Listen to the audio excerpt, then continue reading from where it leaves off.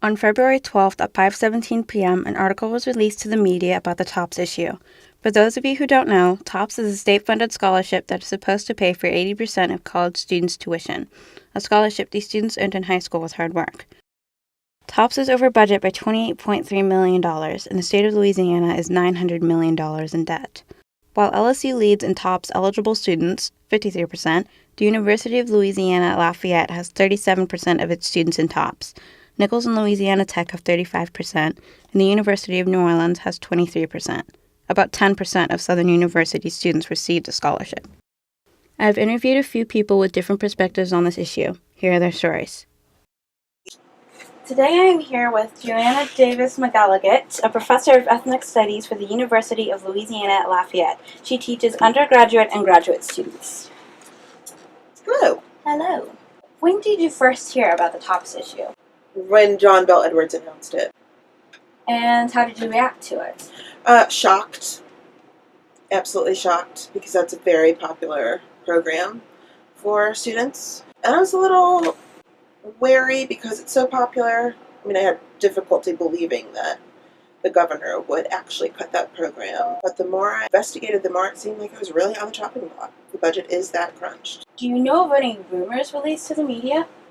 There have been a lot of rumors. There's a lot of people talking. This is such a political issue. I heard the president of Nichols State say that they might close the campus for 2 weeks. That was not true. I know that the president of LSU has stated that if the cuts are as large as they're projected to be, there might not be summer school, which would mean that half of the football team wouldn't be eligible. I've heard rumors about schools closing altogether, about campuses being merged. It seems like, to me, there will be cuts. Some of those cuts are going to be really painful for some campuses. In general, it seems like we might survive, but not in the shape that we would. There were no cuts, obviously. What do you think about them? Any of the articles going around? I'm of two minds about it. On one level, I think that it's unfortunate that students are freaking out, are scared, because it's the middle of the semester. Students need to be focusing. Also, freshmen all around the state are trying to decide whether they want to go to college, and if they don't know if the scholarship money is going to be there, they can't make that decision. Also, students who are currently enrolled are not sure what they're going to need to do for next year. It seems unfortunate to me if it's not really true, if it is just a political talking point, that they would scare people like that. At the same time, I appreciate that this governor is giving us a more honest projection of what our budget is, unlike the last 8 years, where I feel like the Governor Jindal was not honest clearly at all about our budget. I'm skeptical. I'm also hopeful that they'll figure something out. Today I'm here with Diana Emmons. She's a graduate student teaching assistant for the English department at the University of Louisiana at Lafayette. She is completing her PhD and is teaching freshman English. I'm also here with a student of hers, Emma Lacey. So, when did you learn about the TOPS issue? Actually, my students themselves introduced me to what TOPS was. So when I heard on the radio going into work that they were canceling the program entirely, I got angry. I care about my students and I like to see them succeed, and I knew that this would really heavily affect all of them. Were any of your students affected by TOPS? Probably the most heartbreaking moment for me to see in my students is when I asked the question, if this actually goes through and TOPS is canceled, how many of you are going to have to drop out of college immediately? And out of 25 students in my class, 10 of them raised their hand.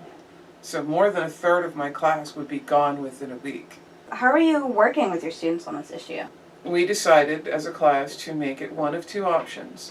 The students could write a letter to the legislation or governor about how they felt about the situation. So the alternative project was to give the students a chance to look up scholarships and funding that is available outside of something like TOPS, to look at national databases and see what scholarships they could apply for. Most scholarships and grants have a letter or a short essay component, and I said that can be your alternative project. Find a scholarship, write a rough draft of the essay or opening letter, and that I would go over it with them, and that would be considered the alternative assignment.